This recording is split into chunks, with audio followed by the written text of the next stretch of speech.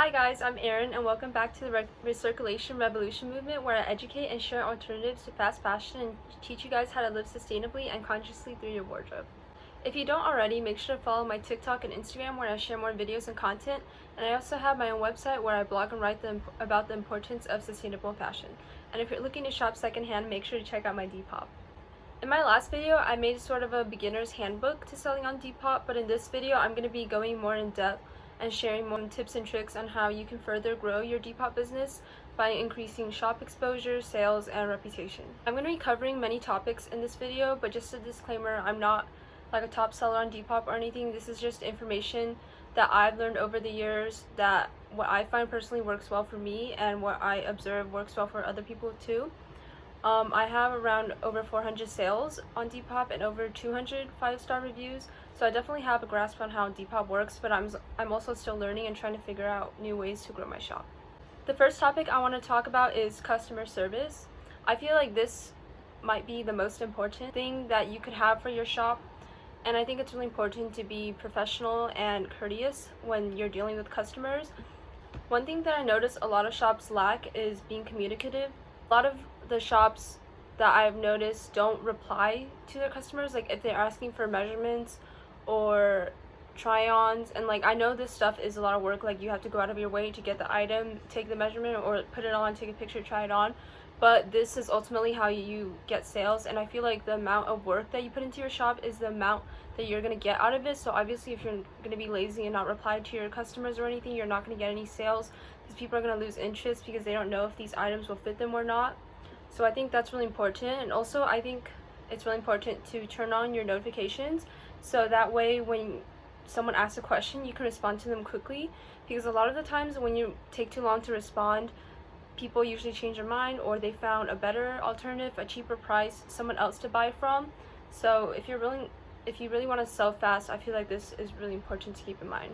Some other things you can do is when people rate you, either as a buyer or a seller, it's also just a nice thing to rate them back, so that way they can build up their shop reputation, especially if they're a newer user. And also when you're messaging people, make sure to answer their questions respectfully, and you can use emojis when appropriate, and also package their items nicely. You want their item to arrive safely and packaged well. That way, like, that also helps when they're writing a review for you. They have something to mention, like, oh, this buyer puts a lot of care and is very attentive to their customers. So I feel like that's a really nice thing that someone can write for you, and if people see that, they will want to buy from you. And this doesn't happen all of the times, but I feel like there are rude people on this app, and sometimes they'll try to be rude to you when they're messaging you. And if you really don't want someone purchasing from your shop, you can just block them. There's really no need to be disrespectful to them or message something rude back. Nothing good will come out of that. It will just make you look unprofessional, and at the end of the day, you're running a business. You're not trying to argue with someone or anything. So if you don't want to deal with someone, the best thing you can do is just block them or report them if necessary. You don't need to put in the extra effort if they're not going to buy anything from your shop anyways. And even when you're answering buyers' questions or just messaging them about their purchase, and if they don't respond or if they're rude to you, still be courteous to them and treat them like your other customers, because if you create enemies on this app and these people eventually buy from you, they can leave a bad review for you, and bad reviews are really hard to get taken down unless they contain false information on Depop. So just try to be nice to everyone, because you never know who your next customer is going to be. Another thing I like to do is when people purchase from me, like right after, I always message them saying thank you so much for your purchase, and then I let them know when I'm going to ship out, and I ship out the next day, every single day, for any item you purchase. So I just say, oh, thank you so much for your purchase, I'll have your package shipped out tomorrow morning. I feel like that's a nice thing, even as like a buyer, to receive, because that way I know when my package is coming, and I know that the seller has seen my purchase, and that they know that so I know that that item is going to come to me, so I have some like reassurance and stuff like that. So I think it's nice to keep in touch. You can also like send them the tracking number. That's also a very nice thing to do. That way they can track their package. It just makes them feel more safe and comfortable when ordering from you. That way you seem more trustworthy. And on the topic of this, I like to think of this and relate this to the reason why people like to shop on Amazon, because not only do they have good prices and a lot of items in abundance, but they also have amazing customer service. Their policies are clearly written, they respond quickly, they use their manners, and they make you feel welcome as a whole. So the more you take example from these companies that are successful and they do take care of their customers, talk to the customers, the more satisfied your customers will be, and the more likely that you'll build a nice reputation for your shop and even maybe have repeat customers. Next tip I have is pricing. I think it's really helpful if you're flexible with your pricing and you provide like deals for your customers. I recommend doing bundle percent deals so people are more likely to buy multiple items. Like sometimes when I see a shop like, oh, free shipping on bundles, and I only found one thing I like, I'll scroll through the rest of their shop and see if there's anything I like, and sometimes like I'll purchase a second item from them. Like I feel like that's really helpful and it's an incentive for people to buy multiple things. You can also do free shipping, so you can do free shipping on bundles, or you can do percent deals. I personally like the percent deals better, and for the percent deals, there's a new update for Depop where if you put items 30% or higher for a discount, if people have them saved in their likes or saved items, they'll get a notification saying, oh, so-and-so has lowered this item for a lower price, click here to buy it now. So I did that once, and it actually got me like 30 sales in one day, so I think that's like the best deal you can do. The reason why I don't do free shipping is because if you have especially like cheaper items, like under $10-15, a lot of the times like the cheapest shipping on Depop is $4, and if it's like a heavy item and it's like cheap, like that's not a good deal because you're gonna end up paying for the shipping that is more expensive than what the buyer bought the item for, so you're gonna be losing out money in the end. The next tip I have is do not do holds. Don't hold your items for people. If people say that, oh, I'm on vacation, oh, I don't get my paycheck until later, can you hold it until the end of the week? Don't do that, because a lot of the times these buyers end up flaking out and they don't actually purchase the item. Sometimes they just say that to buy time for them to think about it so that nobody else buys it. Like there's nothing that you gain out of holding items for other people at all. Like if someone really wants to buy your item, they would buy it now, or they would just wait until, and they would just still buy it when it's still available. But there's no reason for you to hold items for anyone. And I get like you may think that's like rude, but you can just kindly tell them that, oh, you don't do holds, and they can purchase at their desired time if available, and that things are first come first serve. Because if you're holding something for someone else, then you're taking away possible sales from other people buying that item. Another important thing I want to talk about is presentation and how you're marketing your shop. I feel like my sales really started to skyrocket and my shop really started to grow once I started paying more attention to this. And I'll give you examples of how my shop used to look like a year ago and how it looks like now, and just the increase in sales I've gotten. I probably sold around 200 items this past month, and like just this past month alone, and I've been selling for a year, so like that's like obviously a big difference. So for apps like Depop specifically, other resale apps are kind of different, but Depop especially focuses on creativity. So it's really nice if you're able to find a consistent background for each of your items and use that for every single listing. And I know it seems like extra work, but like when people click on your shop, they're gonna be like, wow, this is so organized, this is just like a boutique or like an actual shop. And people will correlate your presentation and professionalism with your service and their experience as a buyer. So if you have like poorly photographed, blurry photos like of just like a piece of clothing on the floor, it's like kind of wrinkled and stuff, like people are not going to want to buy that. And like I feel like you can really tell the difference because you can tell who's just trying to clear out clothes from their closet and who's trying to make a business. So even if you are just trying to clear out clothes from a closet like I am, if you look at my pictures, you can't tell that because it looks like I'm sourcing items and taking pictures because it just looks so professional and clean. So I think that's really important. And you may be wondering like, oh, how can I do that? How can I have like a consistent background and stuff? I use the app Photo Room. It's completely free. There is a watermark on the end of each photo, but what I do is I just like shrink the item a little bit and then crop it out when I post it. But it's completely free and it allows you to like take a picture and then clear the background of any item so that it's just the item itself, and then place it on any background that you want and then save it onto your phone. So it's completely free to download, and I feel like that is like the most helpful app that's helped me. establish a kind of like aesthetic that I want my shop to go for. And on the topic of having an aesthetic, this isn't necessary at all, but I feel like it helps if you're selling, if all the items you're selling have a similar theme, like, or just like if you're selling like all women's clothes or like all men's clothes, or if your style is more skater, like oversized graphic shirts and like jeans and stuff, or if it's more like girly and fairy style, like tank tops and stuff like that. Like if you have a specific niche like of customers, it really helps, because those customers will, if they like one item from your shop, they'll like multiple items from your shop because it's like the same style, so they'll buy multiple things, and you'll have a lot of these followers that will keep coming back to your shop because you have things that they like.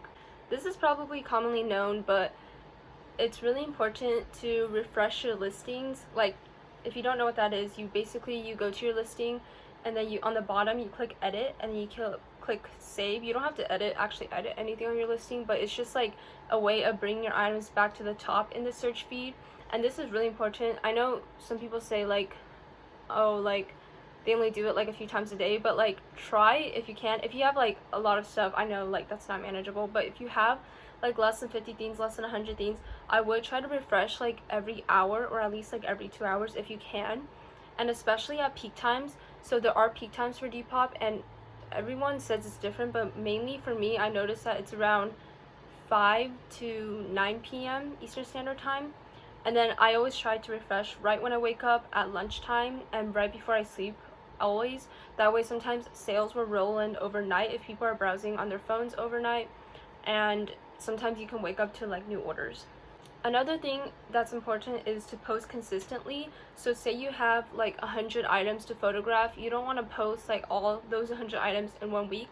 If you can, if you're not in a rush to sell things, you can take like maybe 5-10 pictures a day and then spread those out over multiple days and weeks.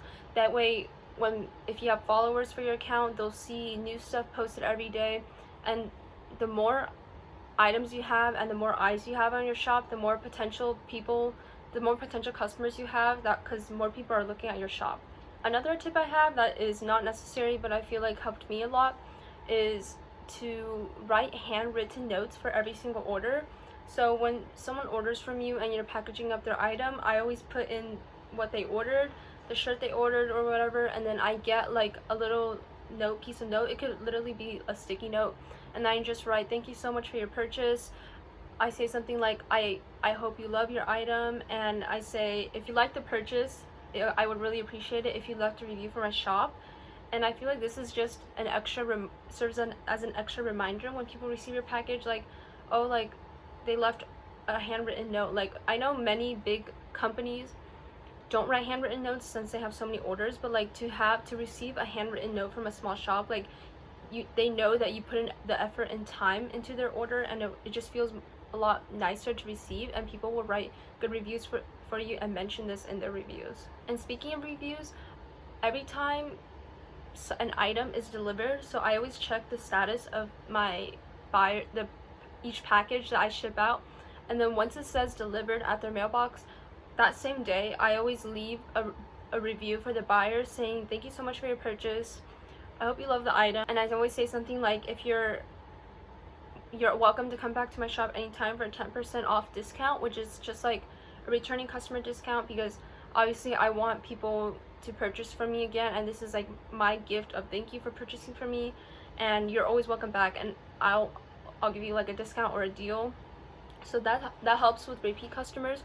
But I was gonna say that if I always leave the review for the buyer first, because a lot of the times when people receive their packages, it's not that they don't want to leave a review, they don't want to leave a review for you, or if they had a bad experience, it's mostly because people forget. Like once they receive their item, they might have other things to do. Like leaving a review for you isn't going to be the first thing they have in mind, even if you write that on your note. So I always leave it for a review for the buyer first, and then usually they'll leave a review back for me within the next few hours or day. Another really important tip is just to be honest about the condition of all your items. Be transparent.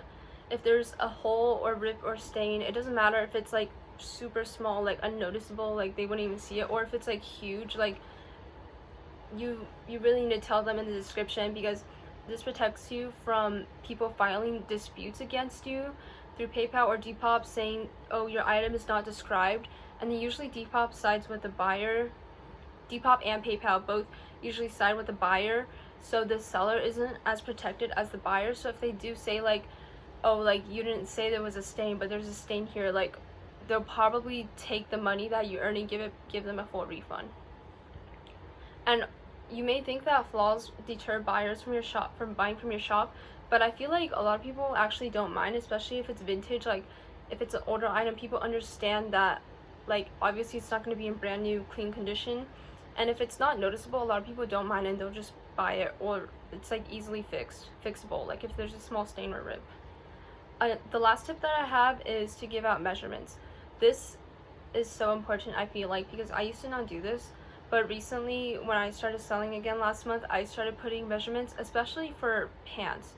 The waist size is probably the most important, and the inseam, because people are different heights, people have different waist sizes. Like you don't want to buy something that doesn't fit. Like that's the most disappointing thing ever.